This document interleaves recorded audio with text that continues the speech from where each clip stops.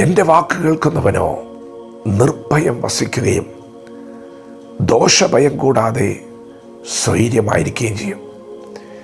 ദൈവത്തിൻ്റെ മാറ്റമില്ലാത്ത വചനം ശ്രദ്ധിക്കുന്ന പ്രിയപ്പെട്ടവരെ, നിങ്ങളെ ഭയപ്പെടുത്തുവാൻ ആർക്കും കഴിയുകയില്ല.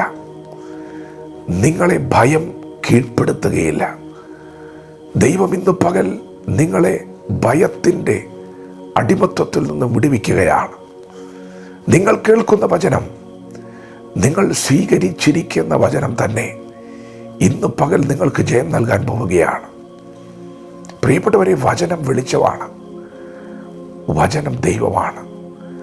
വചനം നിങ്ങളുടെ അകത്ത് വസിച്ചാൽ തിരുവെഴുത്ത് പറയുന്നു, വെളിച്ചം ഇരുട്ടിൽ പ്രകാശിക്കുന്നു, ഇരുളോ വെളിച്ചത്തെ പിടിച്ചടക്കിയില്ല. നിങ്ങളുടെ ഹൃദയത്തിൽ വചനത്തിന് സ്ഥാനമുണ്ടെങ്കിൽ നിങ്ങളുടെ ഹൃദയത്തിൽ ഇരുട്ടിന് സ്ഥാനമില്ല. ഇരുളിന് ദൈവവചനത്തെ പിടിച്ചടക്കുവാൻ കഴിയുകയില്ല. ദൈവം വെളിച്ചമാണ്, അവനിൽ ഇരുട്ട് ഒട്ടുമില്ല എന്നുള്ളത് ഞങ്ങൾ അവനോട് കേട്ട് നിങ്ങളോട് അറിയിക്കുന്ന ദൂതാകുന്നു. ദൈവവചനം സ്വീകരിച്ച ദൈവവിതലേ, നിന്നെ ഭയം കീഴ്പ്പെടുത്തുകയില്ല. നീ ജയിച്ചവനാണ്. ദൈവത്തിൻ്റെ വചനം യേശുക്രിസ്തുവാണ്. വചനം ജഡമായി തീർന്നു, കൃപയും സത്യവും നിറഞ്ഞവനായി നമ്മുടെ ഇടയിൽ പാർത്തു. പ്രിയപ്പെട്ടവരെ, യേശുക്രിസ്തു നിങ്ങളുടെ അകത്തുണ്ട്. വചനം നിങ്ങളുടെ അകത്തുണ്ട്. ആ വചനം ക്രിസ്തുവാണ്. യേശുക്രിസ്തു ജയാളിയാണ്. പാപത്തെ ജയിച്ചവനാണ്, മരണത്തെ ജയിച്ചവനാണ്. യേശുക്രിസ്തു ഉയർത്തെഴുന്നേറ്റവനാണ്. നിങ്ങൾ ജയിച്ചവരാണ്.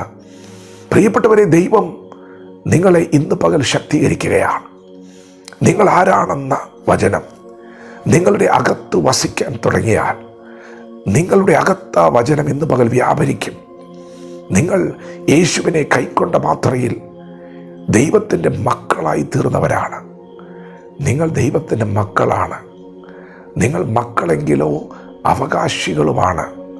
പ്രിയപ്പെട്ടവരെ, നിങ്ങൾ നിങ്ങളുടെ അധികാരം തിരിച്ചറിയണം. നിങ്ങൾ ദൈവത്തിൻ്റെ മക്കളാണ്. പാമ്പുകളെയും തേളുകളെയും ശത്രുവിൻ്റെ സകല ബലത്തെയും ചവിട്ടുവാൻ ദൈവം നിങ്ങൾക്ക് അധികാരം തന്നിട്ടുണ്ട്. നിങ്ങൾ തിരുവെഴുത്തിൽ പരിശോധിച്ചാൽ ദൈവം കൂടെ കൂടെ തൻ്റെ ജനത്തോട് ആവർത്തിച്ചു പറഞ്ഞൊരു ശബ്ദമുണ്ട്, ഭയപ്പെടേണ്ട, ഞാൻ നിന്നോട് കൂടെയുണ്ട്. നിങ്ങളത് തിരിച്ചറിയണം. നിങ്ങളുടെ അകത്ത് വചനമുണ്ടെങ്കിൽ നിങ്ങളുടെ അകത്ത് വെളിച്ചമുണ്ട്.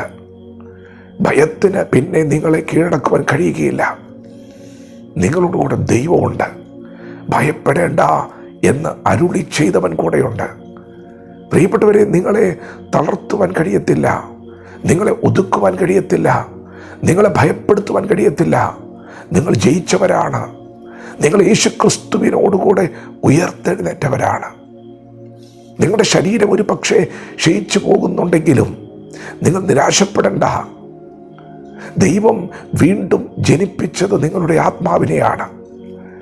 ദൈവം നിങ്ങളുടെ ആത്മാവിന് നൽകിയ ജീവൻ നിത്യജീവനാണ്. ആ ജീവനെ കെടുത്തുവാൻ ആർക്കും കഴിയുകയില്ല. കെടുന്ന ബീജത്താലല്ല, കെടാത്തതിനാൽ ജീവനുള്ളതും നിലനിൽക്കുന്നതുമായ ദൈവത്തിൻ്റെ വചനത്താൽ തന്നെ നിങ്ങൾ വീണ്ടും ജനിച്ചിരിക്കുന്നു.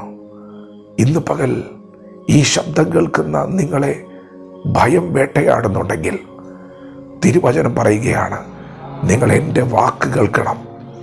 നിങ്ങൾ ശ്രദ്ധിച്ച് കേൾക്കണം.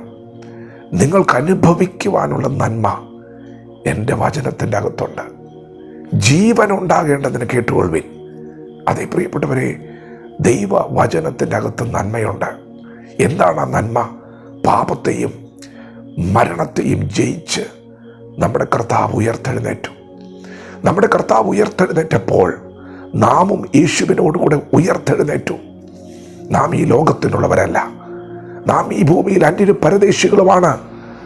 ദൈവം നമ്മെ വീണ്ടും ജനിപ്പിച്ചത് സ്വർഗീയ കുടുംബത്തിലേക്കാണ്.